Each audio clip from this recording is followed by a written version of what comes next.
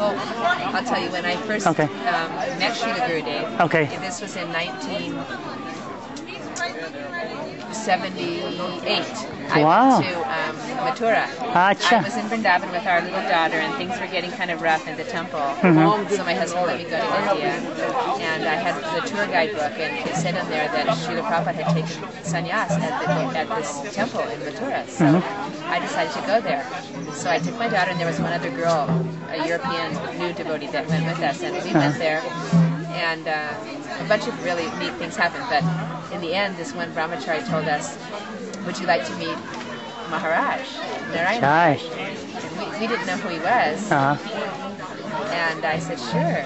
So he took us into Gurudeva's room, which was at that time not upstairs, but in the middle, next to the temple.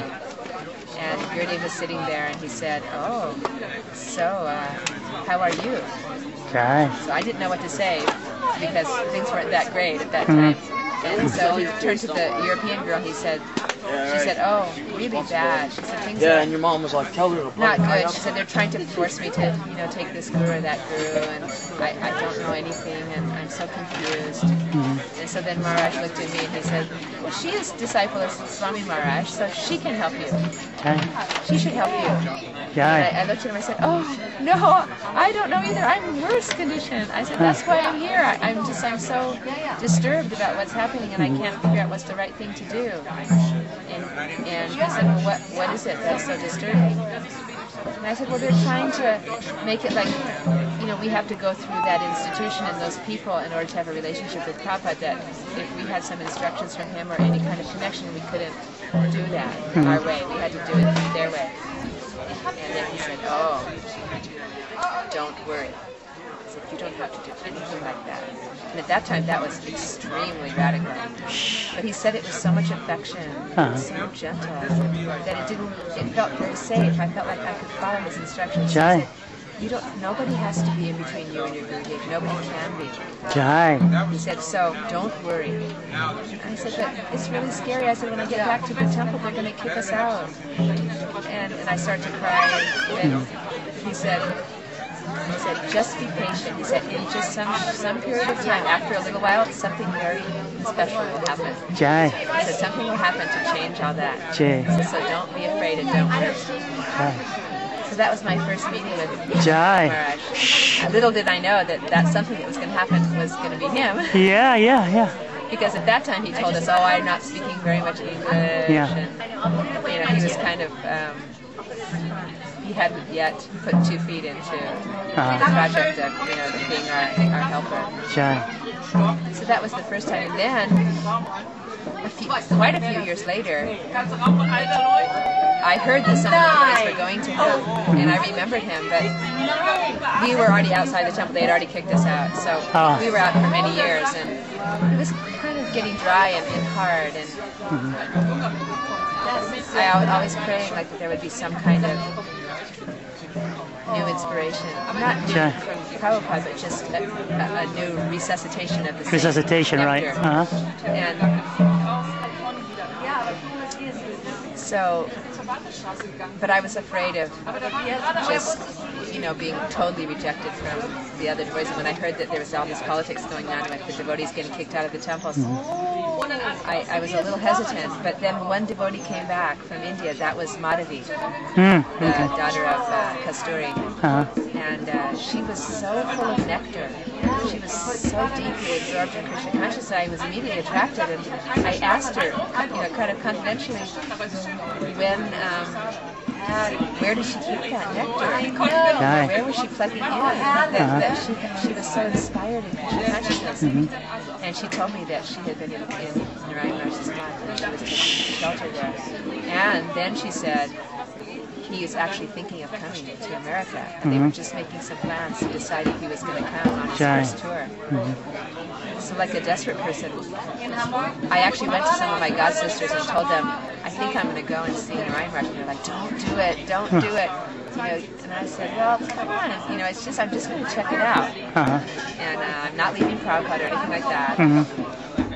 And so we went to Houston when Srila Narayana Maharaj first arrived in America. We went there.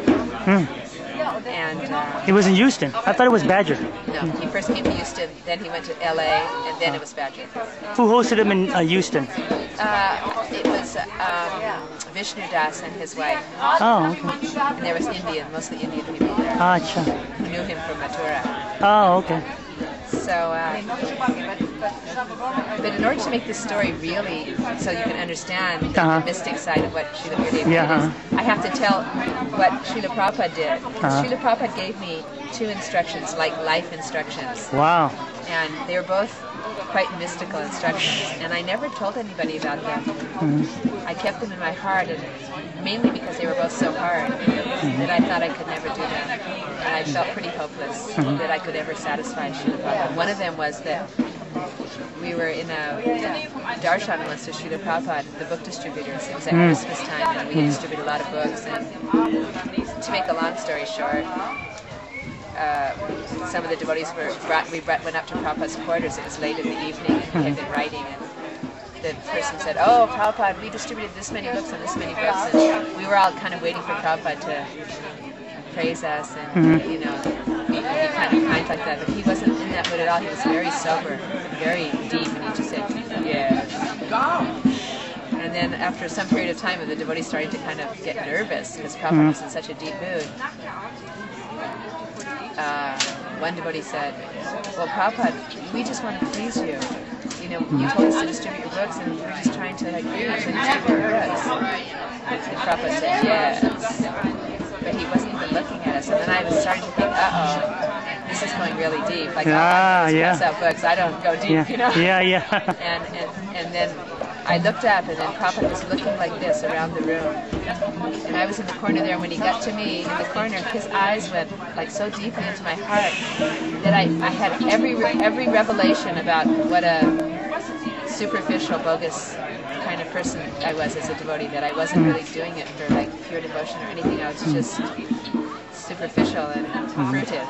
And I was very ashamed. I felt very mortified, but touched. It was enlivening. And then Prabhupada said, the devotee said, what is the best way to preach, Prabhupada?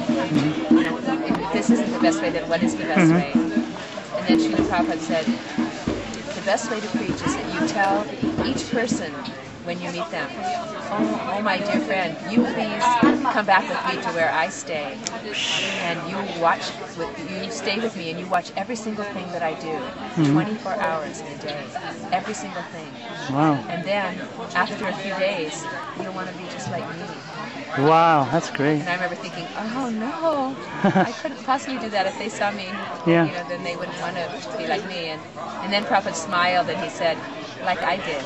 Acha. So that was one thing. And then another thing, but I don't want to tell only the Prabhupada stories, but it explains about Srila Gurudeva. Prabhupada told me one time, I was in his quarters in Los Angeles, and he was coming up the stairs and he was talking to someone about the sunrise. And he was talking about how beautiful the sunrise was. And the person was saying, yes, but it's Mother Nature's sunrise. And Prabhupada said, whose nature? And they said, well, it's nature, Mother Nature. And Prabhupada said, no, this is Krishna's nature. He said, and it is that sunrise, those beautiful colors, that's only the tip of a fraction of the tiniest little portion of the effulgence that's coming from one toenail from Krishna's lotus foot. And then he turned to the man and he said, so you can see? You can see this? And the man said, he didn't say anything, he just was kind of stunned. And then Prabhupada turned to me. Oh, wow. Because I had gotten stuck there. I couldn't get out of the way before he got up the stairs. And I'd been washing his bathroom floor, and he said, so you can see? And I said, I can see. And then he looked at me in such a deep way, and he was saying, I want you to see. And I knew that that's what he was saying. He looked at me with so much compassion and yearning that I want you to see.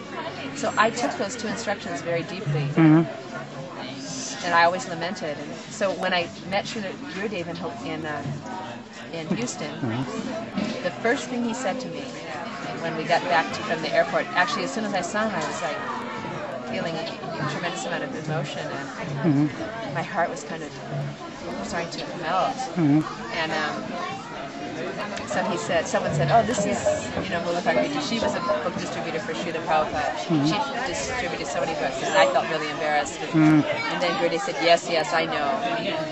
He said, that is why she's here. Wow. He said, because her Gurudev told me that if any of them, after I'm gone, need help, and they want to make progress, then you help them. Right. So he sent me. So I was really touched by that. Yeah. And then he said, right now for this evening's meal, it's ecstasy working in the kitchen.